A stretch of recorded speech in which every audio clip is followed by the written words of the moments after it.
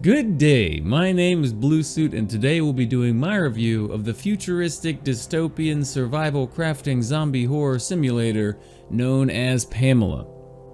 In P.A.M.E.L.A, you play in the city of Eden, a perfected island utopian society ruined by its greatest minds in the name of technological advancement.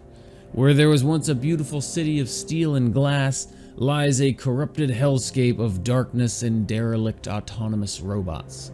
And the inhabitants as well have been twisted into dangerous zombie-esque mutations by the DNA manipulation of the society's brightest minds. The game starts with the cinematic monologue of P.A.M.E.L.A, the city's artificial intelligence designed to run operations. She briefly explains how the city descended into madness and that you, a frozen genome, are the only pure body left to restore Eden to its former glory.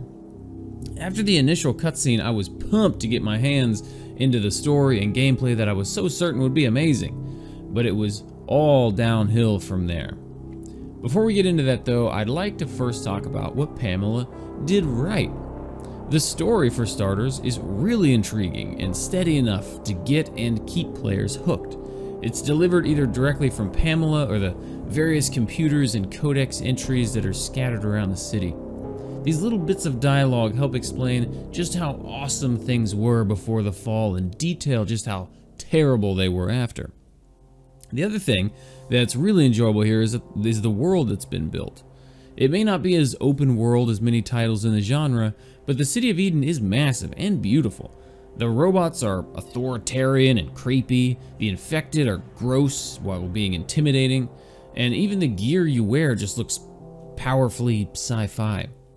Exploring the dark halls and discovering hidden alcoves and rare resources was great, albeit a touch on the tedious side, as you will spend a lot of your time just scavenging through the containers that are all over the place.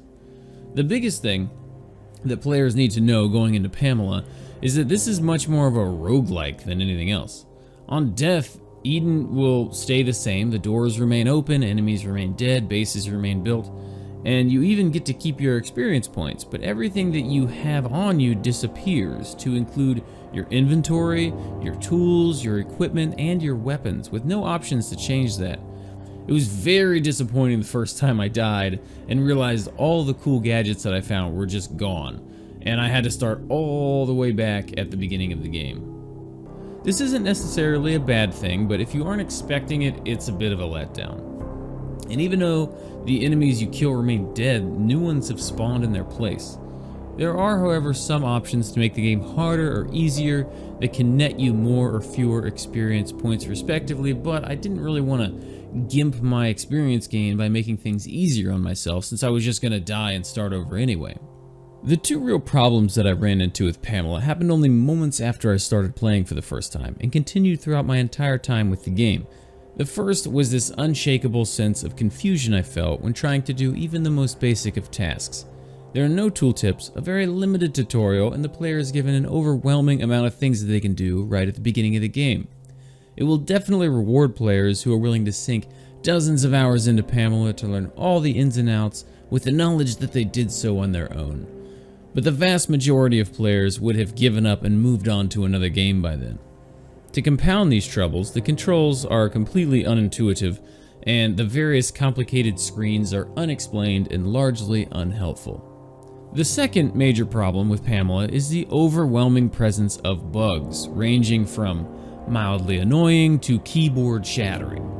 Normally bugs aren't a big issue for me because they can be patched, but here there are so many bugs that this game should not have even been considered for a full launch.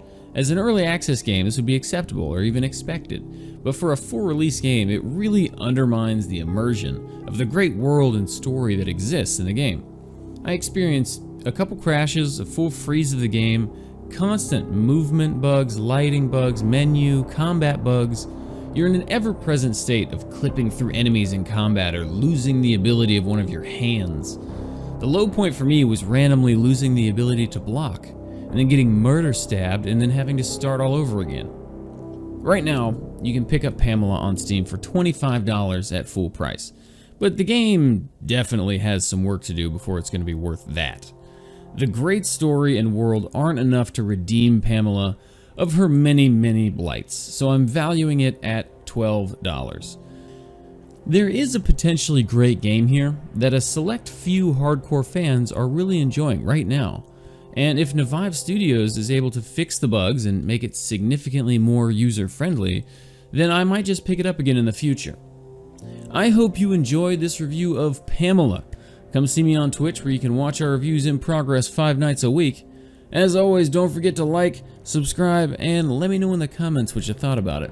Until next time, peace!